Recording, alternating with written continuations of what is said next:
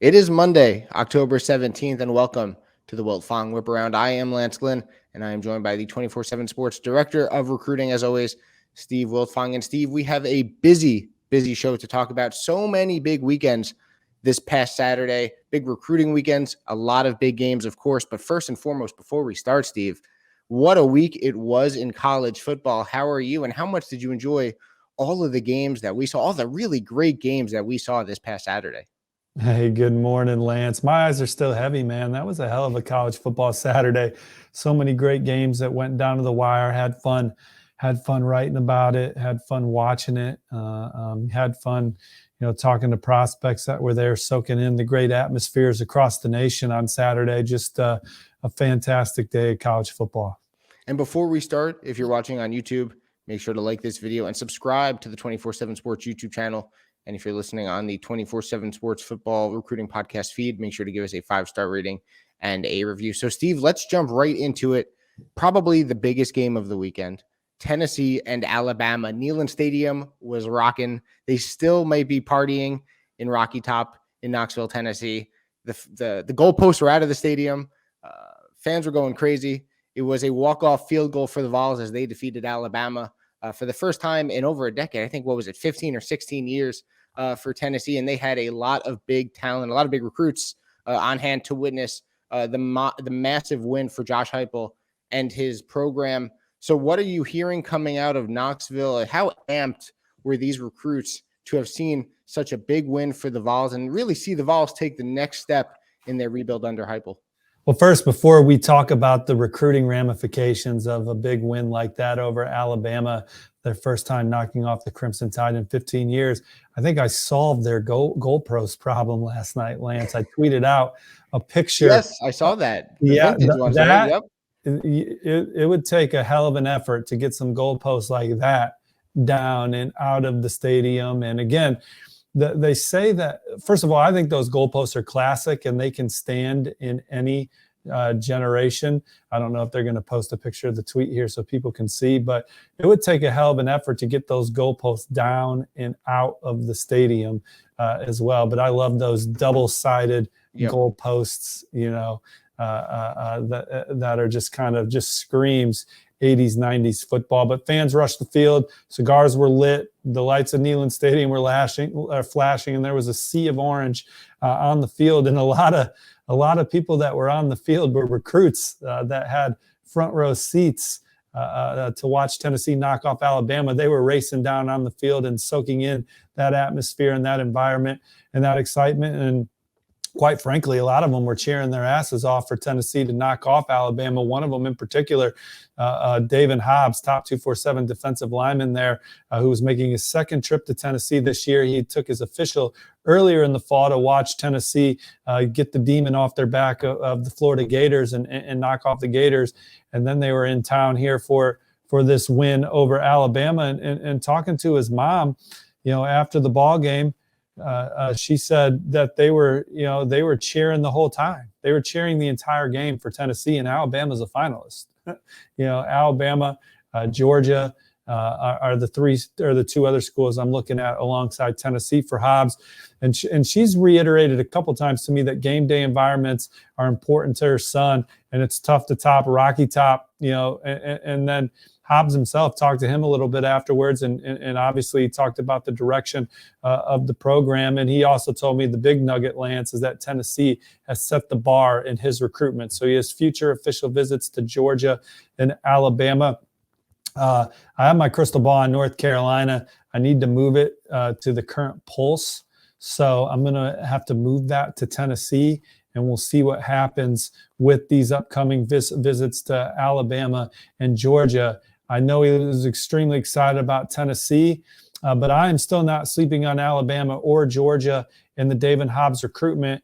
I just don't necessarily love my North Carolina pick anymore, particularly because he told me that Tennessee has set the bar moving forward. He's the number 5 defensive lineman in the top 247. The number 6 defensive lineman in the top 247, Tamarian Parker, was also back on campus there and talked to both Tamarian and his dad. Tamarian talked about how this was a win that shows Tennessee can compete with anyone.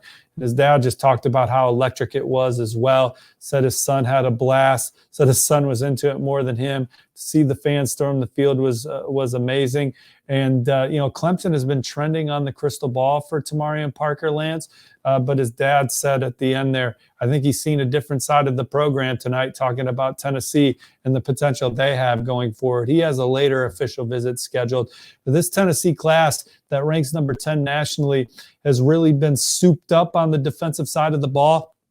I think that they have their quarterback of the future, Lance, and they got some playmakers at wide out to make sure that this offense looks like the offense that we saw on Saturday for years to come.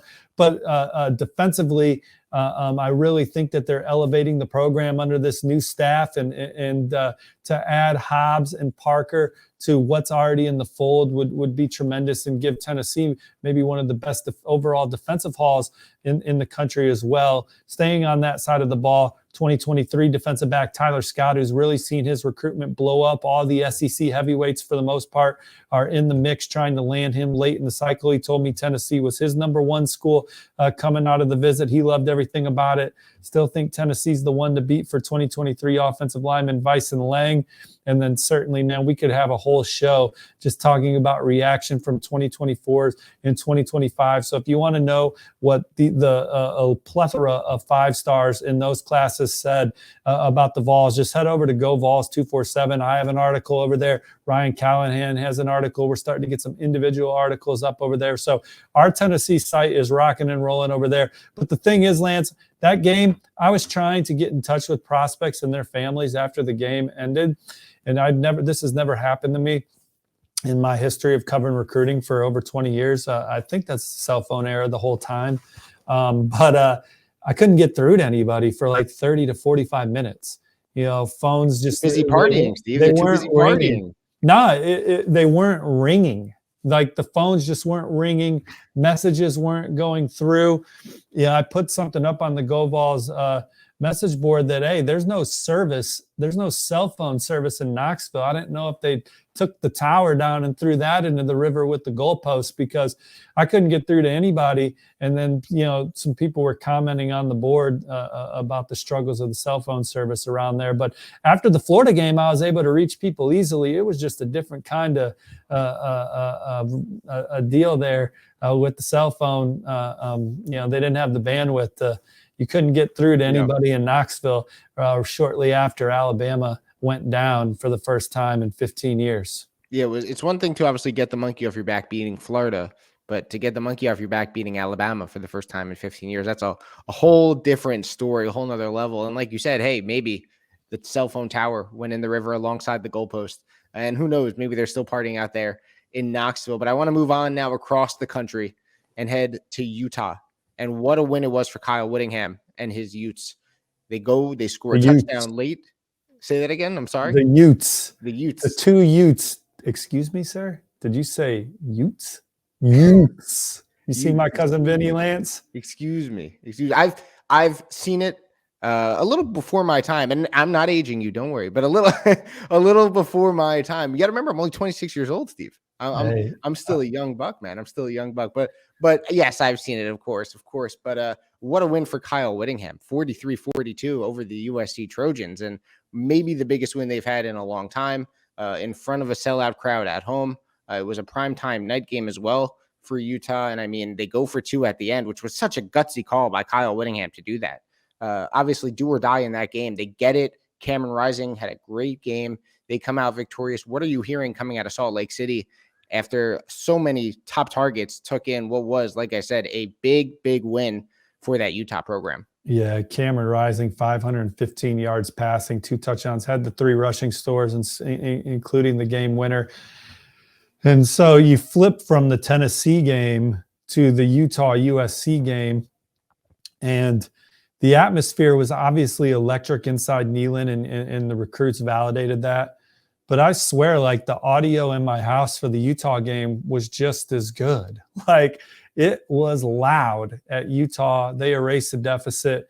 they come back and beat the Trojans and do it in front of probably the best recruiting section in the Kyle Whittingham era history. If Utah can land the majority of these prospects that were on campus, they have a chance to land a top 20 class. I need to go back and look and see what the highest they ever finished was, but they could go top 20 here. And I talked to Mikey Matthews, a receiver from Mission Viejo, California, who was on his official visit. He told me Utah has set the bar for him. Walker Lyons is a top 247 tight end committed to Stanford right now. How about him being there and watching Dalton Kincaid catch all 15 targets for 217 yards? A perfect day for Dalton Kincaid. Walker Lyons there watching Utah feed the tight end. Spencer Fano. I think Utah might be the team to beat for Spencer Fano, the very coveted offensive lineman. Now, Oregon is the other program I'm watching. Massive game at Oregon this weekend. Oregon, UCLA. We know Autzon's going to be rocking. Oregon was definitely the early favorite for Spencer Fano, and they've maintained that through a coaching change. He was up there earlier this fall. No question he's high on the Ducks, but I maybe give the slight edge to Utah right now. Smith Snowden is a 4-star defensive back. He's electric back there, Lance. He's a guy that loved watching Clark Phillips play, similar stature. Loves Coach Scally and the way he calls up that defense. Said it was electric there. I added my 24/7 Sports crystal ball for Utah alongside Blair Angulo and company. Tavake Tuki Velatu. Greg Biggins added his 24/7 Sports crystal ball to mine, so they're trending for one of California's best two-way players there. I think Utah's maybe the one to beat for Caleb Lomu as well, a top 247 offensive lineman who was there. USC is considered the other major target there. He's going to take his official visit to USC still, so we'll see what happens in that one moving forward. But Utah doing all the right things with Caleb Lomu. As well, and we'll see if they move the needle with John Randall, a 4-star running back, who I think that they were maybe the team to beat for coming into that visit as well. So Utah certainly impressed with their play on their field, with the atmosphere.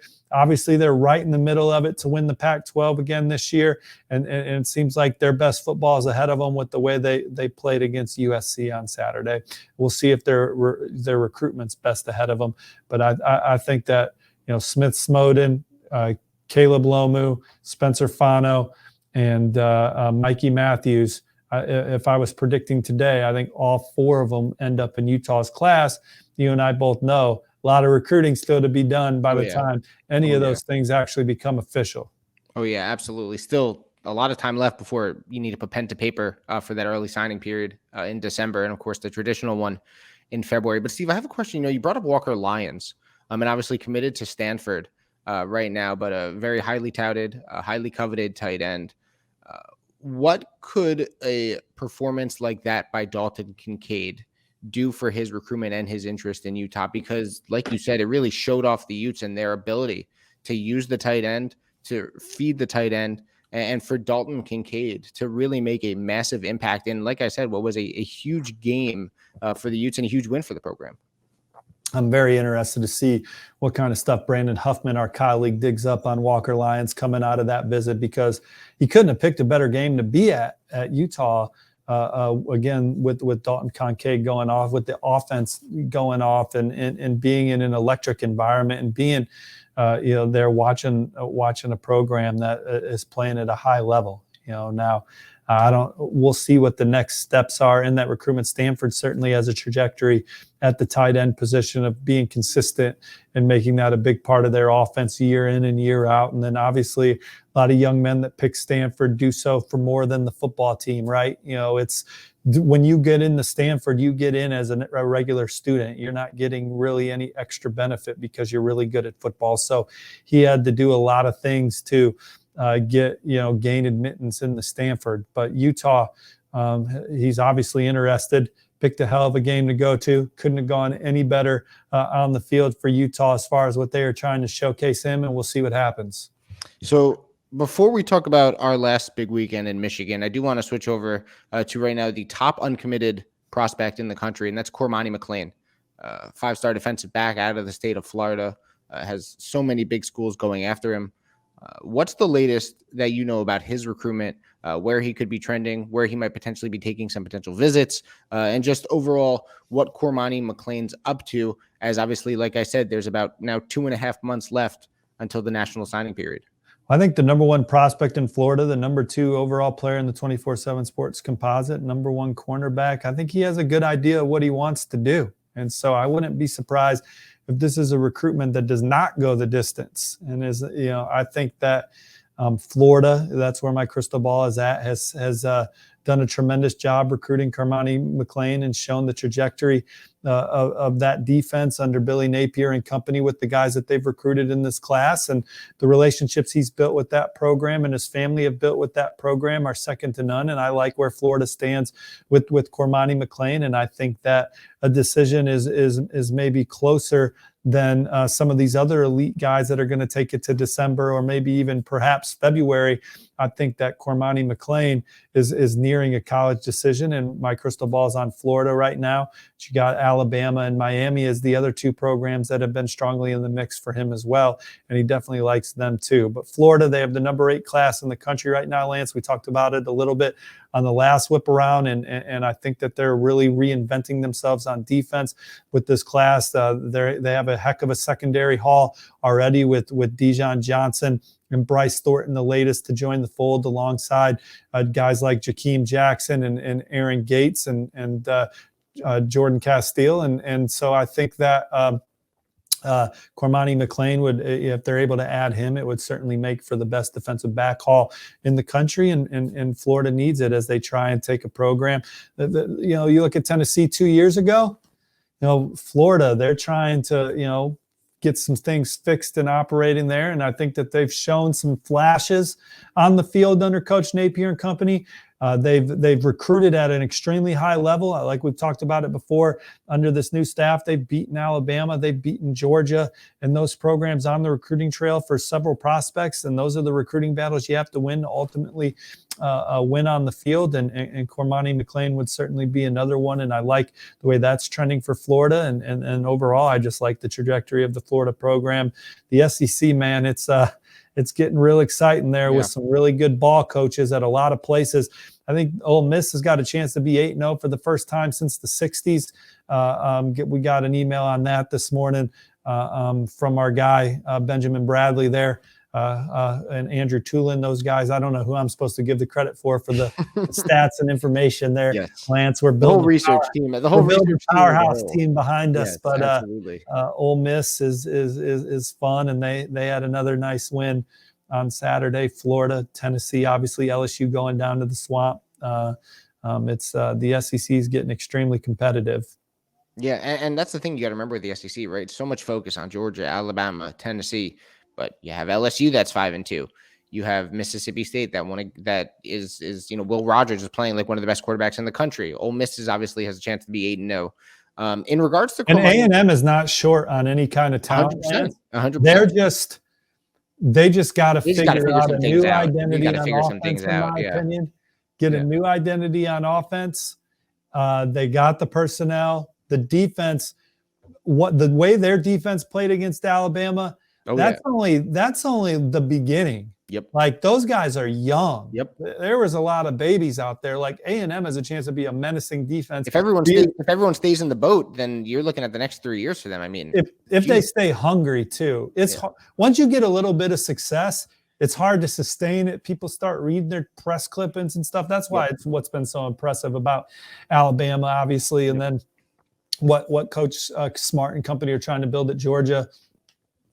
Being consistent winners is hard when you're getting your ass kissed and stuff as a 18 to 22-year-old kid. But A&M, man, if they can stay locked in on defense, they can be really tough to move the ball against for years to come. But certainly they gotta find some juice on offense, some consistent. They got to change a couple things. They got to change something up on that offense. And you mentioned Smart and Saban, and that's what makes them, I think, such great coaches. Is they do such a good job of making sure that their teams aren't complacent. They make sure they're always hungry. They make sure that the success of the past doesn't carry over into the present and in the future, and they make sure that the past is the past, and they're focused on a new goal, game in, not just season in and season out, but game in and game out. And that's why they've done such a good job over the years. Nick Saban, obviously, with all the titles at Bama, Kirby Smart with his most recent title last year at Georgia, and we'll see if that remains the case with the Tennessee. Obviously, they beat Alabama. Let's see if they can, make sure they don't. No question. And It's make a sure great that point. they carry over into next week. And because, beating Alabama is great, but in a couple of weeks, we got a big game, Tennessee and Georgia, coming up in Athens. And that's obviously one that a lot of people are going to keep circled on their calendar because that's going to decide the SEC East. So while beating Bama is great for Tennessee, man, Georgia's coming and they got to be, or Tennessee's going to Georgia, and Tennessee's got to be ready for what that atmosphere is going to bring in Athens, for what I'm sure is going to be potentially the game of the year in the SEC. And Steve, I want to talk about one more team now before we go, and talk about a team that just ran and literally ran Penn State out of the building, and that's the Michigan Wolverines. I mean, Donovan Edwards, I think 170 yards plus on the ground. Blake Corum, 160 yards plus on the ground. It wasn't the greatest game from J.J. McCarthy, but it didn't need to be the greatest game from J.J. McCarthy. They held Penn State to 1 first down in the entire first half. Michigan just took Penn State out of that game and dominated really from the beginning to the end. Even if it wasn't always on the scoreboard, like in the first half, they were only up by 2 points, but man, they took control of that game early and didn't relinquish it. Well, I thought J.J. McCarthy played fine too, man. It's just when they ran for over 400 yards against a team that was good at stopping the run coming in now. Yeah. I mean, like they literally ran over Penn State and dominated what I thought was a good football team, and really took their soul in the second half, because that was a ball game at intermission and ended up finishing 41-17. And I think that Michigan thoroughly enjoyed gaining every single yard over that last 30 minutes, just pouring it on. But it's Penn State's job to stop them. They couldn't, and Penn State and Michigan dominated them in front of some key recruits. 4-star receiver Carmelo English took a return to campus after an official visit in the summer, Lance, and he told me last night that he's going to be back at Michigan before he decides. So I think the Wolverines have a lot of momentum for a guy that they've targeted for a long time out of the state of Alabama. He's a former Auburn commit. Penn State's another school that he had some interest in, but Michigan, led by Coach Bellamy and company, I think they have some momentum there. Again, offensive line is a place where Michigan wants to add a couple more pieces before this cycle's over. Lomu and Fanu, who we talked about in the Utah section, are definitely major Michigan targets as well. And maybe, watching a performance like that, and then they're expected on campus later in their process. You can't count Michigan out with the way they're playing coming off a college football playoff, the Joe Moore Award, and seems like they're starting to hit their stride as an offensive line unit this year. But Tali Tala was there on campus on an unofficial visit. They love him. Top 247 cornerback Jair Hill, talked to him afterwards, and he had a phenomenal time as well. So Michigan had some key targets in 2023. 2024, Brian Robinson's a 4-star edge rusher I like them for. And Brandon Davis Swain is committed to Notre Dame, part of Notre Dame's #1 class, but he's out of West Bloomfield there in the state of Michigan. And I think that, Michigan has certainly given him a lot to think about in his process early. And again, we could do a whole show, Lance, on the young guys that were at Michigan that were impressed, from offensive lineman Andrew Sprague to receiver Channing Goodwin, tight end Walter Matthews to the #2 safety in 2025, DJ Pickett, #3 corner Chris Ewald, quarterback Ryan Montgomery. Those guys all talked about it on the Michigan in an article I wrote. You can go to the Michigan Insider, Sam Webb, Bryce Marich, Stevie Lorenz. All those guys have a ton of coverage from the weekend too on the Michigan Insider, michigan.247sports.com. So you can get all the young player reaction. But man, Michigan, they look like they're destined for a second straight college football playoff. Obviously, they have to go through Columbus, but hell, maybe the Big Ten. Maybe the Big Ten's 2-team worthy this year as well, Lance. Maybe it's an all Big Ten, maybe all Big Ten, all SEC college football playoff. I mean, obviously Clemson's undefeated, and so certainly they have a lot to say about it. You got TCU, and we'll probably have more on TCU on Whiparound at the end of the week because they just hosted some key targets, and then they got a big night game coming up here against Kansas State that'll certainly attract some recruits. But the Big Ten and SEC, those teams at the top are looking pretty damn good, Lance. Yeah, let's whip around real quick. I mean, Notre Dame, they landed top 247 running back Jeremiah Love to a class that's now ranked number 3 nationally, and I think that he's a guy that would give them some dynamic versatility in their backfield. Major pickup, but look, Lance, Notre Dame, they've recruited at a high level, basically in every position room, in my opinion, except for one, and it's showing up on Saturdays right now, really glaring. Quarterback. They've struggled there. They don't have a quarterback committed in 2023. I think they need to find somebody. They need to scour. They need to look. They need to get the spatula out, what have you. They can't go without one in this class, in my opinion. Portal as well. And I know they have Tyler Buckner, who is injured this year, so we're not getting a look at what that offense could have evolved under their starter. But I still think they're not deep. So go into the portal as well and get someone that's going to create some competition in that room. Maybe the guy in the portal doesn't beat out Tyler Buckner for the job, whatever. This is Notre Dame. The expectation is to win at least 10 ball games a year. But hell, fans are hungry for more than that. And it's going to be hard to win with that quarterback room that Coach Freeman inherited. And so I think that's where you start your fix, because I think Notre Dame's playing fine on defense. I think they have weapons in the tight end room, receiver room, and running back room. And certainly when you look at their offensive line room, Lance, all those guys were touted. All those guys were pretty much heavily recruited. And so quarterback, offensive play calling, those are things that those are the issues that I see with the Irish right now. And so we'll see what they do to get those fixed. But quarterback, going out there trying to find another guy to push Steve Angeli, their true freshman, and a guy in the portal to push Tyler Buckner, I think would be big for Notre Dame. And then Ole Miss, we kind of snuck them in there, man. They hosted a lot of guys over the weekend. Kedrick Riscano is a 4-star running back committed to Michigan State. I think that Ole Miss is moving the needle with him. We'll see what happens there. Lawson Lucky is our number 2 ranked tight end in the country in the top 247. He's a longtime commit to Georgia that Georgia does not want to lose. Georgia, they have the best tight end room collectively in the country. Could lose several of those guys over the next 2 years, or they will for sure. So they need to restock and reload with some talent. They do not want to lose Lawson Lucky. They have Pierce Sperlin in the fold. They're recruiting Deuce Robinson. But Ole Miss trying to make something happen there with Lawson Lucky as well. And so those were a couple other things that caught my eye this weekend, and look forward to getting back with you and talking a little more recruiting at the end of the week. Certainly we'll be on the new 24/7 Sports Recruiting Show talking about some of the major storylines. So this is the place to be, the 24/7 Sports YouTube channel, for all that coverage. Yeah, absolutely. So much going on in recruiting, and never stops. Like we said, only a couple more months until that early signing period in December, and then obviously the more traditional one in February. But so much going on in recruiting. And like Steve said, make sure to stay locked in, to the 24/7 Sports YouTube channel, as well as 247sports.com for all the latest on the trail. Steve, thanks so much. As always, pleasure to talk to you on this Monday. And remember, if you are watching this on the YouTube channel, make sure to like this video and subscribe. And if you're listening to this on the Football Recruiting Podcast feed, make sure to give us a 5-star rating and a review. So for Steve Wiltfong, I am Lance Glynn. Thanks so much for joining us here on Monday on the Wiltfong Whiparound.